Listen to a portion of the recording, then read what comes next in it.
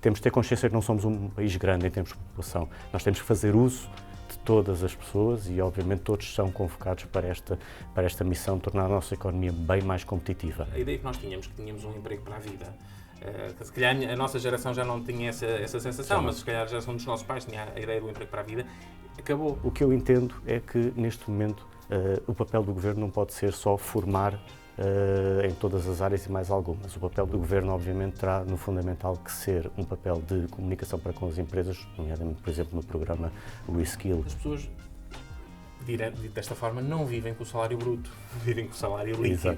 Exatamente. É com o líquido que pagam as contas, é com o líquido que sobrevivem. Não só nós hoje em dia precisamos de todos, isto é um apelo nacional. Mas também temos a clara consciência de que as pessoas, naturalmente, têm todo o direito de se sentirem realizadas profissionalmente. Eu confesso que essa visão de que a legislação laboral está ali para controlar os ânimos do empregador que só quer o mal do trabalhador, que o quer explorar até ao último tutano, não é? Já não é assim. Também não deixa de fazer parte da solução, digamos assim, obviamente, duas coisas. Líderes inspiradores, pessoas que vejam que efetivamente é importante chamar estas pessoas para um mercado de trabalho, entre outras medidas, naturalmente, e colaboradores satisfeitos.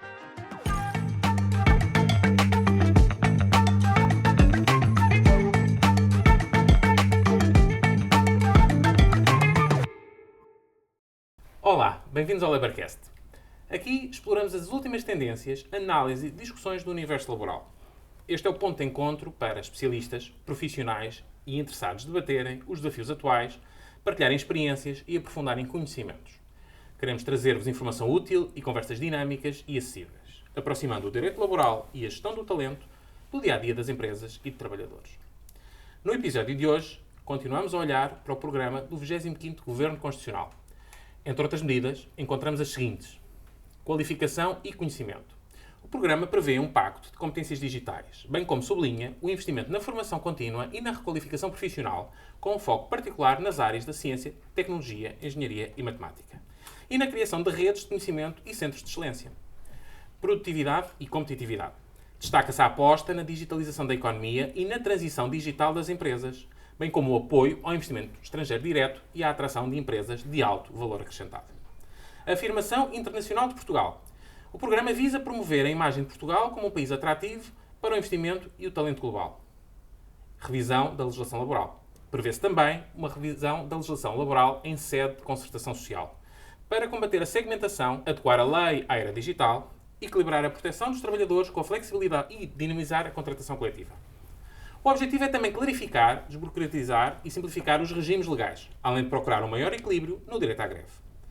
As propostas do Governo estarão à altura dos desafios atuais e irão preparar a nossa sociedade e a economia para um futuro mais flexível, inovador, inclusivo, alinhado com as inevitáveis tendências económicas, sociais e tecnológicas que se avizinham? Para nos ajudar a refletir sobre estas e outras questões, temos o prazer de receber Hugo Rodrigues, Global Category Manager HR Operations Services da Nokia em Portugal. A Nokia, hoje em dia, é uma empresa de tecnologia de rede e software, com foco em infraestruturas de telecomunicações. Já não está focada na produção de telemóveis. Em Portugal, a Nokia tem uma presença forte e em crescimento, com vários centros de competência que servem às operações globais da empresa. Em 2021, a Nokia assinou um acordo com o governo português para a criação de um centro de serviços partilhados na Amadora, focado em áreas financeiras e logísticas, e tem vindo a reforçar a sua força de trabalho no país. A operação portuguesa é considerada estratégica pela Nokia, sendo uma das mais diversificadas a nível mundial. O nosso convidado tem mais de 20 anos de experiência na gestão de pessoas, tendo desempenhado as suas funções em Portugal, mas com relação direta com outros países, nomeadamente Espanha, Itália, Croácia e também a América Latina. Recentemente fundou o OPEX Summit Portugal, em conjunto com Filipe Beja e Pedro Praga.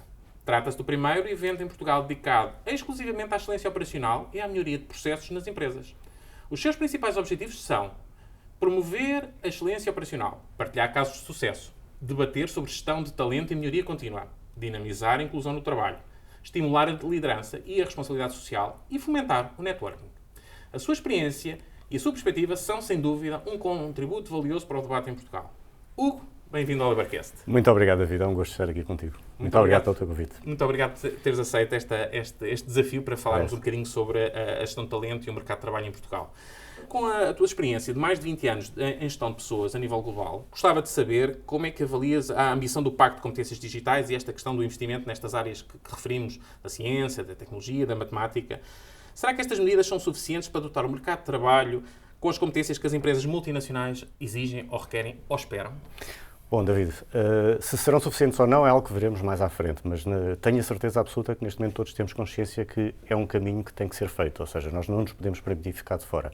Até precisamos a falar de um pacto, obviamente está integrado no programa europeu da década digital, que é um programa que, aliás, como deves saber, tem e naturalmente desafios particularmente ambiciosos já para 2030, metas preliminares naturalmente aqui na altura, que já estão fixadas para 2026, e nós temos de ter consciência de que, efetivamente, não podemos ficar de fora deste caminho. Eu sou um otimista por natureza, eu acredito que, efetivamente, o país, ao longo destes anos, tem feito apostas importantes a vários níveis, e dentre os quais, obviamente, destaco, por exemplo, a cobertura da fibra óptica. Nós, neste momento, somos uma referência a nível europeu, não só a nível de cobertura de fibra óptica, mas, por exemplo, e um dado que se calhar muitas vezes as pessoas nem sequer conhecem, ou não é, pelo menos o conhecimento do grande público, nós temos neste momento uma infraestrutura fibra óptica em zonas rurais que cobre cerca de 53% a 54% do território. Somos claramente o primeiro país a nível europeu, mas qual é a grande dificuldade? Aqui ao lado também a Espanha já está acima dos 40%, ou seja, nós temos de ter consciência que por muito que façamos, naturalmente também temos que fazer para suplantar também aqueles que são os nossos competidores diretos no que diz respeito à atração de talento. Não só talento, mas também desse mesmo investimento estrangeiro que tu falavas. O que eu acho, muito honestamente, é que nós temos de ter consciência que não só o trabalho tem que ser feito ao nível do desenvolvimento das competências digitais, sejam elas básicas, sejam elas um pouco mais avançadas, digamos assim, mas também não podemos esquecer naturalmente a importância de digitalizar as nossas empresas, mas ao mesmo tempo dotá-las de todos os instrumentos de segurança que não podem ser descurados de maneira nenhuma. Esta sociedade, obviamente, e todos temos consciência que nunca estivemos tão expostos a esses mesmos riscos. E eu, muito honestamente, acredito que não só em Portugal existe neste momento uma infraestrutura que permite naturalmente existir desenvolvimento e atração desse mesmo investimento estrangeiro, como também existe aqui a clara consciência de que efetivamente tem que haver uma aposta nessa mesma formação. Eu, olhando para trás, e obviamente a experiência é uma experiência de 20 anos, não é uma experiência assim tão longa, vejo muitas e grandes diferenças, obviamente, em relação à realidade do nosso país, e eu acho que estamos no caminho certo, muito honestamente, para tirarmos de uma vez por todas este selo de economia periférica que no meu entender, não nos favorece em nada.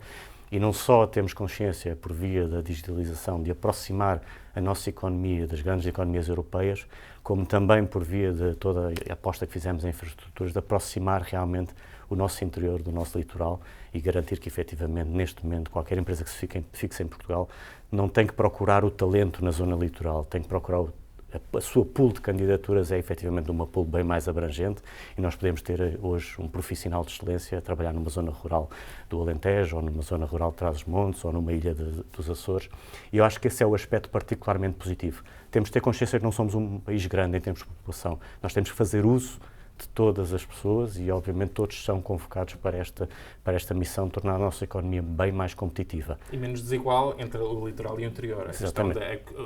A tecnologia pode ajudar a combater estas desigualdades e a reequilibrar os fluxos migratórios que existem dentro do país. Totalmente. Já passámos a fase das autoestradas. Obviamente que aproximavam o interior do litoral.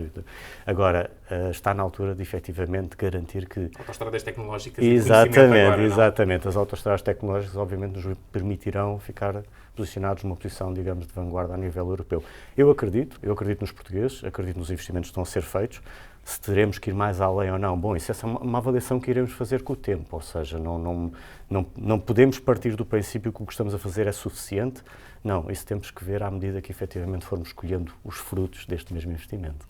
Bem, relativamente, ligando aquilo que estavas a partilhar, há aqui um desafio também de passagem de setores tradicionais da economia para uma nova economia, uma economia digital. Exatamente. É uma transição que demora o seu tempo, tem as suas exigências, os seus desafios, mas um dos desafios que essa transição implica prende-se com a requalificação profissional. Totalmente. Com base na tua experiência, nomeadamente em Portugal, mas noutros países e noutras áreas geográficas, como referimos há pouco, que estratégias de reskilling e upskilling se revelariam mais eficazes e o que poderia o governo português fazer através da aposta na formação contínua para fazer acelerar essa transformação no nosso país? David, isso é uma excelente pergunta. Nota que eu estou absolutamente convencido, e apesar, obviamente, de ter tido contacto com outras realidades um pouco diferentes, que, efetivamente, nós em Portugal temos uma situação, naturalmente, de pleno emprego que faz com que as empresas cada vez mais se degladiem, obviamente, pelo talento existente. Temos que ter consciência de que Uma das estratégias de retenção é essa aposta na formação, mas que está longe de ser a única. Nós não podemos descurar uma parte importantíssima da sociedade, que são aqueles portugueses que, por motivos X, Y ou Z, obviamente, foram, uma palavra um pouco forte, mas se calhar um pouco ultrapassados pelas mudanças no mercado do trabalho. E aí é onde o Estado entra. Se é verdade que as organizações têm a obrigação de dotar os seus colaboradores, obviamente, de todas as formações necessárias para o seu crescimento, não deixa de ser verdade, também não podemos esquecer estes portugueses que obviamente, não estando a exercer uma atividade natural, têm todo o direito de se integrar no mercado de trabalho, obviamente serem dotados de todas as competências necessárias. Agora, o que eu entendo é que, neste momento, o papel do Governo não pode ser só formar em todas as áreas e mais algumas. O papel do Governo, obviamente, terá no fundamental que ser um papel de comunicação para com as empresas, nomeadamente, por exemplo, no programa Reskill, que é um claro exemplo dessa mesma situação, acabar por perceber o que é que as empresas necessitam e dotar naturalmente aquelas pessoas que mais formação necessitam dessas mesmas competências e naturalmente entrar aqui num registro do win-win. A ideia que nós tínhamos, que tínhamos um emprego para a vida, se calhar a nossa geração já não tinha essa sensação, mas se calhar a geração dos nossos pais tinha a ideia do emprego para a vida, acabou. Desde logo o desafio dos trabalhadores, das pessoas, estarem numa lógica de constante formação, de constante aprendizagem. Naturalmente que o papel do Estado é importante não apenas no momento da formação, da escola, das universidades, mas também depois na aprendizagem ao longo da vida, porque ter hoje em dia um curso, uma licenciatura, um mestrado, uma certificação profissional, não é garantia de trabalho e de estar apto a desempenhar as suas funções. É claro que a nossa formação preparou-nos para o mundo do trabalho, uns casos mais, outros casos menos, mas naturalmente nós temos de ter consciência que existe uma constante necessidade de adaptação e essas mudanças ocorrem a uma velocidade cada vez mais vertiginosa, digamos assim. Em alguns casos, as pessoas efetivamente tomam consciência dessa situação, noutros casos, porventura, necessitam aqui de algum suporte, algum alerta, e quem trabalha com pessoas depara-se diariamente com situações onde é muitas vezes necessário aqui estimular a pessoa a avançar com determinada formação ou uma aposta numa determinada área para voltar a entrar no mundo do trabalho, digamos assim, e sentir-se realizada profissionalmente, porque eu acho que não só nós hoje em dia precisamos de todos, isto é um apelo nacional, mas também temos a clara consciência de que as pessoas naturalmente têm todo o direito de se sentirem realizadas profissionalmente e parte desta solução. Todos estão convocados para, efetivamente, este desafio, todos estão convocados para transformar este país e para nos tornar num país, obviamente, digamos, melhor posicionado a nível europeu, porque lá está, a concorrência também existe entre os países e se queremos atrair empresas, se queremos atrair talento, pois então temos que posicionar de uma maneira um bocadinho diferente. Nessa linha, há uma estratégia de afirmar Portugal como um polo para o investimento estrangeiro direto e de atração e de retenção de talento global. Na sua perspectiva, quais são os principais desafios e barreiras que as empresas hoje em dia ainda enfrentam ao tentar atrair e reter talento em Portugal? E que serviços de gestão de pessoas e talento globais se tornam críticos para ultrapassar essas dificuldades? Eu acho que nesta fase, cada empresa que obviamente considera a possibilidade de apostar em Portugal, pensa em, não digo em primeiro lugar, mas se calhar em segundo ou em terceiro lugar, obviamente se irá ter ou não facilidade de encontrar, do ponto de vista de recursos humanos, as pessoas que necessita para um crescimento sustentado, digamos assim. Nós neste momento em Portugal temos, no meu entender, uma situação que é particularmente preocupante e que carece, no meu entender, de uma revisão a curto, médio prazo, digamos assim, que é o facto de termos, obviamente, uma taxação sobre o trabalho muito significativa. Eu penso que estaremos muito próximos da 7ª ou 8ª posição ao nível da OCDE, o que não deixa de ser uma posição, enfim, particularmente preocupante e que, em grande medida, naturalmente nos prejudica no que diz respeito à atração de talento e à retenção do nosso talento. Ou seja, quando falamos em atrair talento do estrangeiro, não nos podemos esquecer que também temos que reter o nosso talento. Os jovens de hoje em dia, David, e tu seguramente saberás disso, os jovens de hoje em dia procuram emprego no mundo. Os nossos avós é que procuravam emprego nas nossas cidades, nas nossas vilas, nas nossas aldeias. Os jovens de hoje em dia não, estão disponíveis para qualquer oportunidade que possa surgir, independentemente da localização. E o que é tido em linha de conta? Naturalmente, uma série de outros fatores, e Portugal tem os seus atrativos, mas obviamente também é importante haver aqui uma justa taxação, naturalmente, para que as pessoas se sintam motivadas, não só para vir para cá, mas para continuar a exercer as suas funções e desenvolver as suas carreiras. Porque sem esse talento, as empresas não se fixam. E já partindo do princípio que vem, não é? Porque eu acredito que muitas delas nem sequer, obviamente, continuarão a apostar no país se não fizermos essa mesma revisão. A juntar a isso mesmo, obviamente, temos uma série de outros fatores que também têm o seu peso. Nota que eu estando há cerca de 20 anos a tentar atrair talento e atrair empresas para se juntarem a nós em Portugal, que há dias fazia um pouco uma análise e dizia, bom, dos argumentos que eu utilizava há 20 anos atrás, se calhar 90% dos mesmos já não são aplicáveis, ou cairia no ridículo se estivesse a usar esses mesmos argumentos. Temos aqui neste momento, obviamente, uma crise do imobiliário que também acaba por ter um peso muito grande. É absolutamente claro as áreas onde temos que mexer.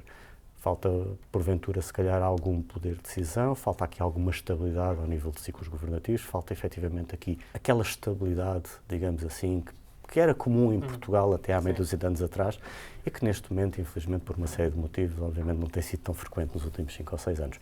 Mas acho que é muito por aí esse caminho. Não há aqui nenhuma receita mágica. Todos nós temos, eu acho que a parte boa é que todos nós temos a consciência do que é necessário fazer.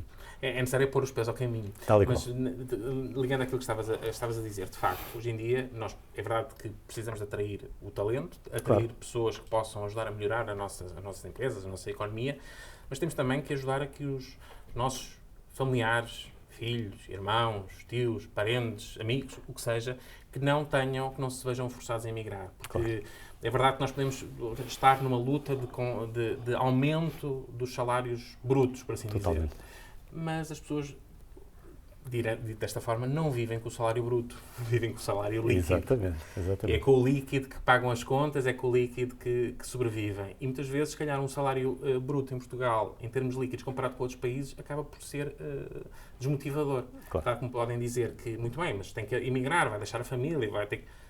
Mas a diferença, se calhar, compensa. Portanto, a parte fiscal na tributação dos salários é algo que devia ser, de facto, como estavas a dizer e bem, reponderado, porque se nós queremos atrair, mas também queremos reter os nossos, temos que pensar nisso numa perspectiva de médio e longo prazo. Totalmente de acordo. Muito bem, agora mudamos um bocadinho de tema e vamos à iniciativa, que és um dos responsáveis, que se prende com o OPEX Portugal Summit, que se foca, nomeadamente, como referimos há pouco, na questão da excelência operacional, na inclusão. E sobre essa iniciativa, da qual poderás também dar-nos a conhecer um pouco mais, a pergunta é a seguinte: como é que se pode equilibrar a busca incessante por produtividade e competitividade nas empresas, porque as empresas visam o lucro, é com o lucro que as empresas conseguem viver, crescer e dar melhores condições de trabalho, a produtividade e competitividade nas empresas com a crescente importância da inclusão no trabalho e o bem-estar dos colaboradores. E que tendências observas na forma como os serviços de recursos humanos ou de gestão de talento apoiam esse equilíbrio, esse balanceamento entre estas duas vertentes? O tema da inclusão aqui é, acima de tudo, um imperativo moral, ou seja, nós temos o dever de incluir quem efetivamente procura e quer contribuir para este desígnio nacional. E efetivamente nesta fase nós não podemos estar constantemente a lamentar-nos efetivamente da falta de trabalhadores qualificados para as mais diversas áreas e depois estar a abdicar de uma parte da população que, por situações várias e por alguma dificuldade, até ao nível motor, por exemplo, não estão efetivamente integrados no mercado de trabalho. Nesta fase eu entendo que, e sobretudo nestes últimos 20 anos, tem sido feito algum trabalho nesse sentido, algum trabalho de chamar essas pessoas efetivamente para a realidade do mundo do trabalho. Se me perguntares, eu acho que ainda estamos aquém. É por isso que eu faço questão de, nos mais diversos fóruns, obviamente, chamar sempre aqui a atenção para o ponto da diversidade e inclusão. E fico muito feliz que hoje em dia, por exemplo, já tenho as empresas em Portugal a recrutar essencialmente pessoas com algum tipo de incapacidade. Fico feliz de ter aqui os primeiros projetos e obviamente, é algo que já existe a nível internacional há muito tempo, das primeiras consultoras a dedicar-se única e exclusivamente à integração das pessoas com capacidade no mercado de trabalho, até porque, no fundamental, muitas vezes as empresas fazem, como se costuma dizer em bom português, um bicho de 7 cabeças na integração dessas pessoas. Nota que eu aqui há relativamente pouco tempo tive um contacto muito próximo com uma dessas empresas que, no fundamental, adaptava pessoas muitas vezes com um teclado com diferentes características, uma cadeira especial, um monitor de diferentes dimensões e não precisava muito mais do que isso para ter ali efetivamente uma série de colaboradores motivados e que efetivamente se sentiam parte da solução. É claro que se me perguntares, o tema da produtividade passa apenas por aí? Não. O tema da produtividade passa por uma série de outros fatores. Estamos a falar, obviamente, de resistência à mudança, metodologia de trabalho desadequada, estamos a falar aqui até, digamos, de políticas do ponto de vista comercial erradas. Inserção da tecnologia. Exatamente.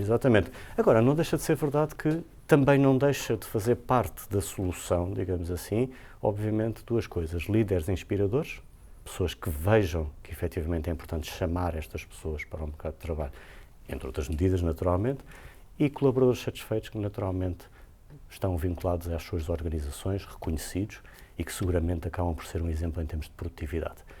Não, nesse aspecto eu sou como um extremista, porque eu entendo que, efetivamente, como te dizia há pouco, mais do que uma necessidade, é um imperativo moral. E todos são, obviamente, chamados a contribuir, e estas pessoas querem contribuir. Eu tenho todos os motivos para pensar que, efetivamente, estamos a falar de pessoas que, sim, querem fazer parte desta solução. Muito bem. Um dos outros temas que também está agora na ordem do dia prende-se com a revisão da legislação laboral. Uma das prioridades identificadas pelo Governo é precisamente a revisão da legislação laboral para a era digital. É um tema que está cada vez mais presente e também agora, até por causa da inteligência artificial, cada vez mais vivo. Com a sua visão de diferentes mercados e de diferentes realidades, que aspectos da atual legislação laboral consideras que travam mais a flexibilidade e a inovação, elementos essenciais à modernização e crescimento das empresas, nomeadamente das empresas que operam globalmente? E que propostas concretas é que nos poderias dar, alguns exemplos, de mudanças nessa legislação para dar esse suporte ao crescimento e ao desenvolvimento? Eu, felizmente, acho que as organizações têm sido ouvidas nessa matéria. Era o que mais faltava, obviamente, depois de uma situação como ocorrida recentemente ligada a uma pandemia, nós não tivéssemos aqui a avançar, obviamente, com legislação que focasse essencialmente na realidade do teletrabalho, na digitalização das empresas e, obviamente, noutros fatores que foram surgindo, não com a pandemia, mas como consequência da própria pandemia, ligadas digamos, à conciliação entre a vida pessoal e a vida profissional. E eu acho que as empresas, neste momento, efetivamente, já perceberam que há um caminho a fazer. O próprio Estado também acaba por desempenhar o seu papel e já apresentou algumas medidas muito positivas nesse sentido, mas eu acho que aqui no fundamental o que nós temos que ganhar consciência é de que as pessoas hoje em dia efetivamente estão disponíveis para, obviamente, desenvolver a sua carreira nas organizações, mas não estão disponíveis naturalmente para abdicar totalmente da sua família. As pessoas querem conciliar a sua vida profissional com a vida pessoal. Nós temos o dever, naturalmente, de trabalhar em duas linhas. Uma delas, obviamente, atribuir aqui uma flexibilidade necessária, que passa, por exemplo, por uma redução do horário de trabalho, com a consequente redução em termos de salários, medidas que passam, por exemplo, obviamente, também aqui, por uma estrutura mais criativa ao nível dos próprios benefícios. Nós ainda somos do tempo em que o grande benefício das empresas era a viatura de serviço e hoje em dia eu pergunto-me que percentagem dos jovens, obviamente, valorizam a viatura de serviço. Acho que temos aqui muitas apostas a fazer, nomeadamente ao nível dos benefícios associados à formação dos seus colaboradores, a compra do dia de férias, ou seja, existem algumas medidas nesse sentido, mas eu acho que também aí é o próprio mercado que vai aprender com o tempo e com aquilo que efetivamente as empresas vão atribuindo como benefício e com o objetivo, claro, também de retirar partido e de ganhar atratividade. É um mundo um pouco complexo aquilo que vivemos hoje em dia, mas não deixa de ser inédito. Eu não sei se tens presente, mas nós em 2026 completaremos 100 anos da implementação dos 2 dias de descanso semanal nas fábricas do Henry Ford, ou seja, estamos a falar aqui de algo que aconteceu há 100 anos atrás.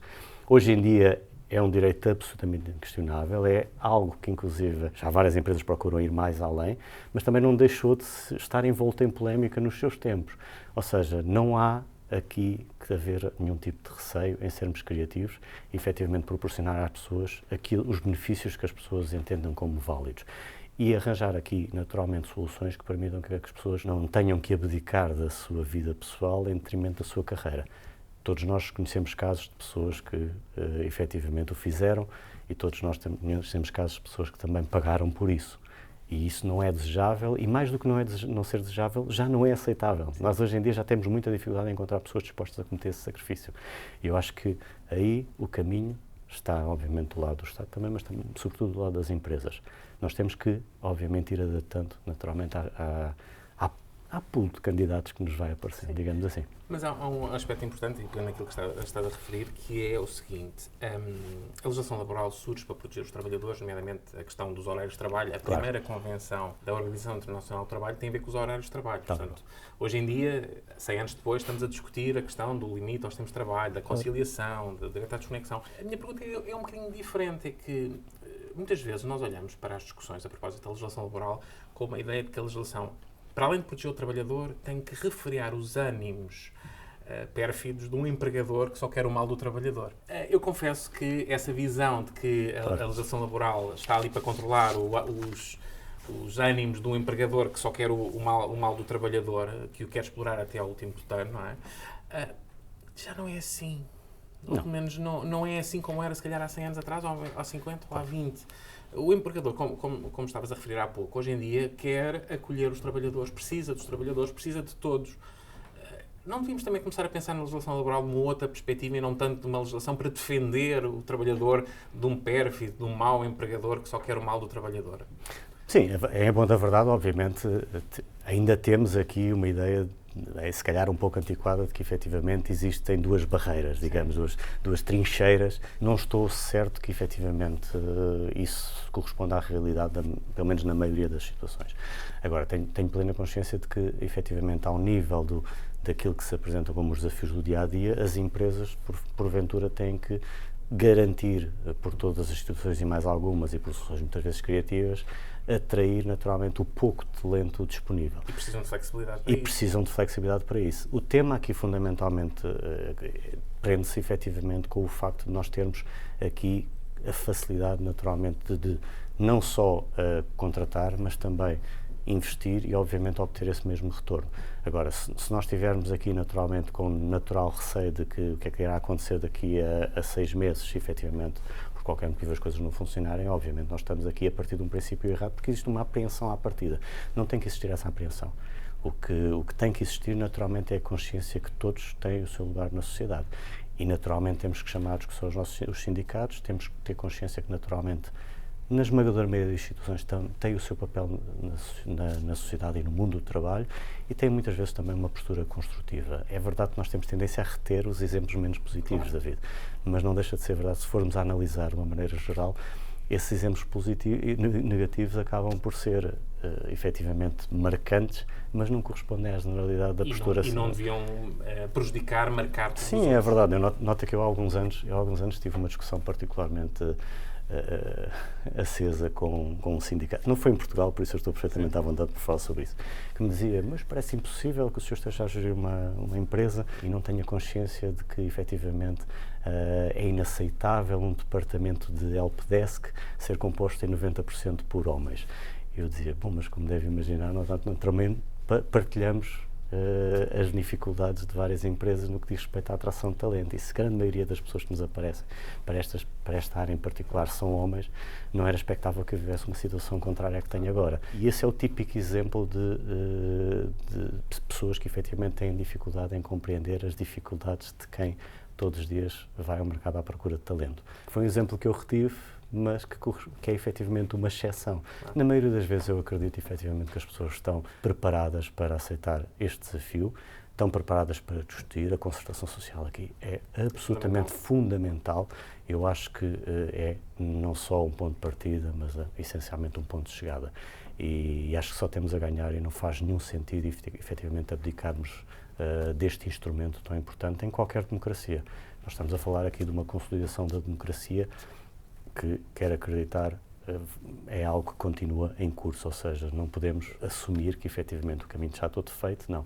A democracia alimenta-se todos os dias.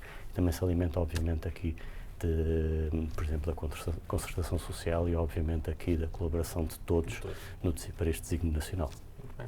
Outro tema que está também na ordem do dia prende-se com a privacidade de dados, obviamente, há uns anos esta parte, mas a cibersegurança. Um dos temas que surge a propósito da cibersegurança e da privacidade de dados surge a propósito também da denominada digitalização da economia. Ora, na sua função, e tendo em conta a sua experiência, lidando com inúmeros fornecedores de serviços de recursos humanos a nível global, como é que se garante que as práticas de gestão de dados, de proteção de dados e de cibersegurança estão alinhadas com o RGPD e outras regulamentações? Quais os riscos mais preocupantes ou mais prementes nestas matérias? Claro. Aqui o tema é muito interessante pelo simples facto de que a sociedade e nós, de uma maneira geral, tanto consumidor como empresas, nunca estivemos tão expostos realmente aos perigos em termos de segurança. A questão do RGPD, naturalmente, é um tema absolutamente fundamental, mas muitas vezes e erradamente há a sensação de que só se aplica a empresas presentes na União Europeia, o que não é o caso. É efetivamente importante ter consciência de que a RGPD é, obviamente, algo que vincula qualquer organização a proteger os consumidores da União Europeia. Agora, nós temos de ter consciência de uma coisa. Existem N geografias onde, efetivamente, não só o tratamento, mas como, obviamente, o processamento desses mesmos dados não carece, obviamente, de autorização por parte de cada um de nós. E eu acho que também temos que, em primeiro lugar, desenvolver aqui uma capacidade de efetuar uma análise sempre que fazemos uso, muitas vezes até, de coisas banais do nosso dia-a-dia, como pedir um transporte, ou pedir comida, ou fazer o que quer que seja e utilizar estas plataformas que são muito úteis no nosso dia-a-dia, mas que não deixam também, obviamente, de representar um risco acrescido, e garantir que, efetivamente, não só existe aqui uma confiança em quem legisla e quem nos protege, mas que também nós fazemos essa mesma análise. É importante ter consciência de que, efetivamente, muitas das empresas não comunitárias, naturalmente, que operam no mercado comunitário, acabam por, muitas vezes, também ter aqui o suporte por parte de empresas com sede na União Europeia, que acabam por apoiar e assessorar nestas ligadas à segurança. Agora, não podemos esperar que o legislador, obviamente, tenha aqui o controle total, porque efetivamente isso não vai acontecer.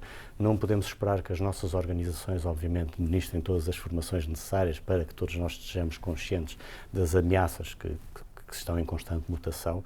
Nós também temos de ter esse espírito e essa capacidade de análise, de ver, se calhar isto não devo fazer, ou se calhar isto representa um risco, ou aqui poderá estar aqui um potencial risco, não só para mim, mas para a minha organização.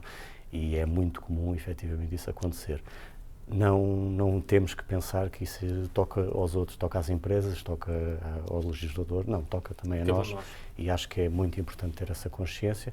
Infelizmente não estamos ao mesmo nível em todo o mundo, nós na Europa, eu acho que é uma opinião minha, vale o que vale, mas estamos naturalmente mais protegidos do que de outras latitudes, mas não deixa de ser importante também termos consciência de que mesmo empresas que não tenham sede na Europa, naturalmente, também têm a obrigação de proteger os consumidores europeus. Agora, é um trabalho de todos, não é? E a tendência, naturalmente, é do risco aumentar.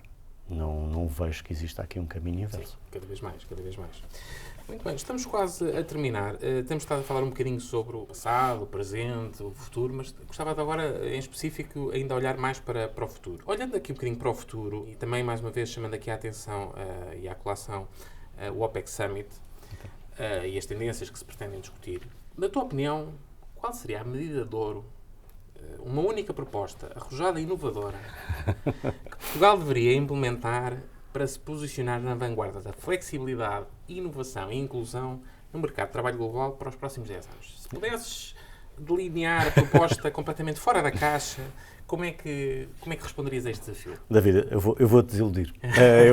Eu não acredito nas balas de prata. Efetivamente, o que eu entendo é que existe todo um caminho a ser feito no que diz respeito à dignificação do trabalho, no que diz respeito, obviamente, ao respeito entre colaboradores e organizações e, obviamente, entendo que Portugal, e não digo isto por acreditar em cenários utópicos, mas digo isto porque tenho tido contacto de norte a sul do país com uma série de empresas que efetivamente são exemplos a esse nível. Eu entendo que é muito, muito, muito fácil, efetivamente, nós avançarmos aqui para um registro onde as pessoas se sintam profundamente vinculadas às organizações, profundamente motivadas, profundamente reconhecidas pela dedicação e obviamente, profundamente orientadas para seguir o exemplo de líderes inspiradores. Se tu estiveste no OPEX Portugal Summit, tu tiveste a oportunidade de ouvir vários preletores e isso só prova de que essas pessoas existem, essas empresas existem e não estamos a falar de algo que não pode, que é impossível. Ou que não possa ser replicado. Essas iniciativas também têm o propósito de inspirar outros líderes, outras pessoas, e se é verdade que efetivamente o caminho não é fácil, também não deixa de ser verdade que estamos bem apetrechados, obviamente, de bons exemplos. Eu entendo muito honestamente que, de uma maneira geral, este país tem condições para avançar de uma maneira muito mais sentada, obviamente com todo o esforço e dedicação de todos, mas com líderes inspiradores e que saibam criar. Acredito que, se alguns o fizeram, não existe nenhum motivo para que todos não possam avançar nesse sentido. O Estado tem que dar o seu suporte, que naturalmente todos nós, enquanto sociedade, também temos que trabalhar nesse sentido, pois naturalmente não poderíamos, temos que estar de acordo. Agora, é perfeitamente possível, é realista, e a prova disso é que nós nem sequer necessitamos fazer publicidade a essas mesmas empresas. Porquê? Porque os próprios colaboradores já o fazem. Essas pessoas, fala com essas pessoas, e essas pessoas, obviamente, em poucos segundos conseguem deixar muito claro o porquê de, efetivamente, estarem tão vinculados a uma organização. Mas eu acho que, obrigado, apesar de ter dito que não acreditas em bolas de prata e que não irias dar uma bola de prata, eu acho que tu deste uma regra de ouro muito importante para retermos no final do nosso episódio, que é a seguinte: a legislação é importante, mas não é nem o ponto de partida nem o ponto de chegada. Exatamente. Há uma questão cultural de organização. Totalmente. Que é absolutamente fundamental. A legislação visa dar o contexto, visa criar as condições, mas não se muda um país por decreto. É importante mudar mentalidades, é importante acreditar que as pessoas estão a querer mudar a situação, querem todos crescer. Temos que tentar acreditar, dar esse passo de salto de fé, digamos assim, de acreditar nas pessoas, acreditar nos empresários, para darmos esse passo em frente. Se calhar, embora não acredites na tal bola de prata e não tenhas dado uma medida de ouro, eu acho que deste-nos uma regra de ouro interessante para reter. É verdade que vamos discutir a legislação laboral, é verdade que vamos ter meses intensos para essa discussão. É verdade que é importante o Estado apoiar, é verdade que é importante o Estado dar outras condições ao nível da tributação, dar mais condições às empresas, não estar constantemente a desconfiar dos empregadores e das empresas. Claro. É importante, mas acima de tudo é importante mudarmos cultura, é mudarmos perspectiva e alinhar-nos todos para aquilo que todos nós queremos, que é ter um país melhor, mais segurança, mais condições de vida e, ao fim e ao cabo, as pessoas sentirem-se felizes no trabalho. Porque trabalhar num local ou numa atividade, como hoje em dia se diz sem propósito ou sem gostar, é um castigo muito grande. Portanto, claro. Temos a tentar de alguma forma que as pessoas se alinhem para que o trabalho não seja um castigo. Naturalmente. Mal estão as coisas quando ao domingo à noite estamos a pensar, lá vamos nós Começar a semana de trabalho. Muito bem. Hugo, muito obrigado por teres tido a disponibilidade e o interesse para partilharmos estas reflexões, que acho que são muito úteis para quem nos está a ouvir. Acho que são bons pontos de partida, são boas reflexões.